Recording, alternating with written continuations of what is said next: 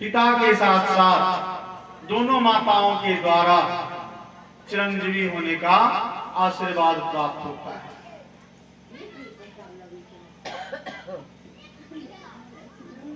एक श्लोक है, आशीर्वाद पर स्मरण आ गया है, अभिवादनशीलस्य नित्यं प्रयोग शोभिने सेविने चत्वारि तस्य वर्धन्ते आयुर्विद्या यशोवत्।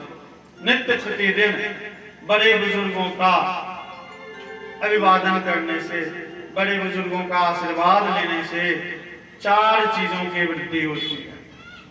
आयु, पहला सुख, निरोगी काया और आयु की वृद्धि होती है। विद्या, विद्या की प्राप्ति होगी, ज्ञान होगा, ज्ञान होगा, यश बढ़ेगा। आयु, विद्या, यश, और यश बढ़ेगा, बल होगा, मजबूती आएगी। तो वही हुआ कि बालक ध्रुव ने माताओं को प्रणाम किया, चिरंजीवी होने का आशीर्वाद मिला। लेकिन अभी क्या हो गई है, स्थिति पलट गई है। प्रणाम का क्या स्वरूप बिगड़ गया है। हमारे संस्कार में अपने से बड़े बुजुर्गों को झुककर चरण स्पर्श करके प्रणाम किया जाता था, अब नहीं हो रहा है, था। और बड़ों का हाथ सिर पर प्राप्त होता था। कलयुग के थोड़े प्रभाव में चरण को छोड़ लोग और चरण के बीच वाले भाग को क्या बोला जाता है, उसे स्पर्श, टांग को स्पर्श करने लगा। फिर समय बदली तो ठेहुना को छूने लगा, ठेहुन तक, जंघा तक आ गई बात, झुकने की बात आई, केवल झुक गया प्रणाम। लेकिन उसका भी लोप हो गया, तब आ गया हाथ जोड़ करके, वो भी समाप्त हो गया है। जा रहे हैं, देख रहे हैं, जैसे जो साधु मिलते हैं, साधु का रिश्ता वही होता है कि साधु की हालचाल, हाँ साधु ठीक है, बस इतना ही कर। तो वही स्थिति हो गई है प्रणाम की। देखा, प्रणाम सर, प्रणाम कक्का, अरे ये क्या तरीका है, क्या आशीर्वाद तुमको मिलेगा, कक्का भी वैसे ही आशीर्वाद देंगे, ठीक है बच्चा, कहाँ कहे कि खुश रहो, कहाँ कहे कि चिरंजीव रहो। तो स्वरूप बिगड़ रहा है, और यह सब कलयुग का प्रभाव है। यदि हमें किन्हीं का आशीर्वाद लेना है, आशीर्वाद प्राप्त करना है, तो हम उनके चरणों को स्पर्श करेंगे, तभी जाकर के उनका स्नेह पूर्ण हाथ हमारे सर पर आएगा, हमें चिरंजीव होने का, हमें यशस्वी होने का आशीर्वाद प्रदान करेंगे। तो वह आशीर्वाद बालक ध्रुव को दोनों माताओं के द्वारा प्राप्त हुआ। अब ध्रुव बड़े हुए, उनका विवाह संस्कार हुआ। ध्रुव का विवाह है शिशुमार की पुत्री, शिशुमार राजा की पुत्री भ्रमी के साथ हुआ, और उस भ्रमी से ध्रुव को 2 पुत्र की प्राप्ति हुई, एक कल्प और एक वत्स। दूसरा विवाह नहीं हुआ, दूसरा विवाह हुआ वायुपुत्री, वायुपुत्री इला के साथ, और इला के साथ जो विवाह हुआ उससे उत्कल नाम का एक पुत्र हुआ, और एक कन्या की भी प्राप्ति हुई। दोनों पत्नियों से 4 संतान की प्राप्ति हुई। उत्तम का विवाह भी नहीं हुआ था। उत्तम था किसका बेटा, सुरुचि का, किसी भी प्रकार का अंकुश नहीं, तो किसी भी प्रकार का अंकुश नहीं, तो बेटा बहुत बढ़िया की बहुत खराब की तरफ जाएगा। राजकुमार था ही, माता का समर्थन मिलता था, तो उच्छृंखल हो गया था। अब नतीजा क्या हुआ कि शिकार करने के दौरान, शिकार के लिए निकला, शिकार करने के दौरान हिमालय पर्वत पर एक यक्ष के साथ उसका युद्ध हो गया, और उस युद्ध में उस यक्ष ने उत्तम को मार दिया, उत्तम की मृत्यु हो गई।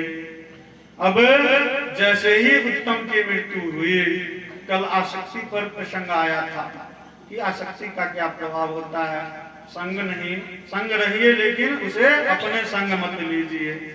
तो चूंकि सुरुचि को अपने पुत्र से आसक्ति थी, लगाव था, जैसे ही उत्तम के मृत्यु की खबर माता सुरुचि को हुई, वह भी परलोक सिधार गए, उनकी भी मृत्यु हो गई। अब ध्रुव ने देखा कि भाई की हत्या कर दी गई है, भाई को मारा गया है, भाई स्वयं नहीं मरा, और भाई की हत्या के कारण मेरी माता की भी मृत्यु हो गई है। ध्रुव निकल पड़े हिमालय की तरफ, और हिमालय की घाटी में जाकर के वहां का जो शासक, वहां का जो साम्राज्य था अलकापुरी, अलकापुरी में जाकर के युद्ध किए। और साक्षात भगवान की कृपा, भगवान का आशीर्वाद ध्रुव को मिला हुआ था। भगवान की कृपा से वहां के जितने राक्षस थे, जितने यक्ष थे, सभी को मुक्त कर दिया, सभी से उस क्षेत्र को मुक्त कर दिया, सभी को समाप्त कर दिया। यक्षों को जैसे ही समाप्त कर दिया, अलकापुरी क्षेत्र किसका है? कुबेर का। लेकिन यक्षों के भय के कारण, यक्षों के प्रभाव से कुबेर जी छुपे हुए थे। तो जैसे ही यक्षों का अंत हुआ, कुबेर वहां उपस्थित हुए और कुबेर ने वरदान मांगने को कहा।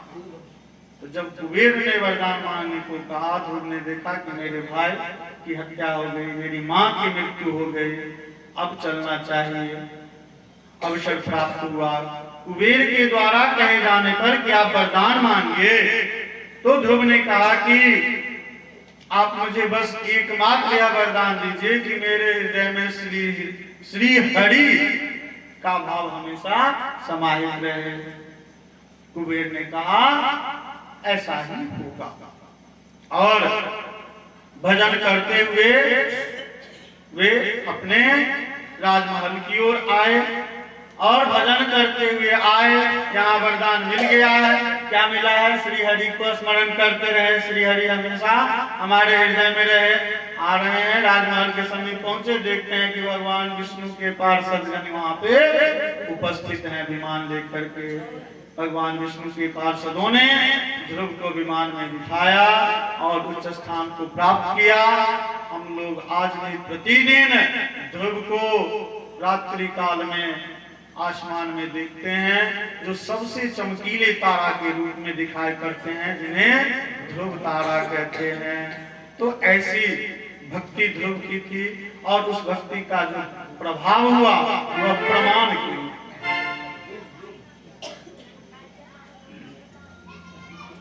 अब इस छोटे से बालक ध्रुव ने जब भगवान को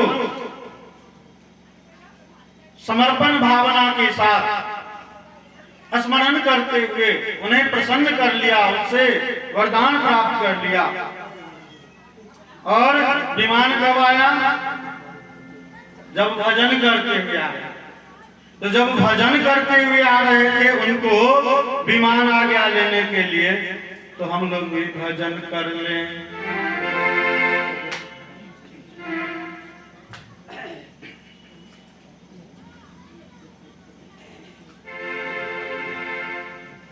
राम नाम के हीरे मोती, राम नाम के हीरे मोती, मैं बिखराऊं गली गली।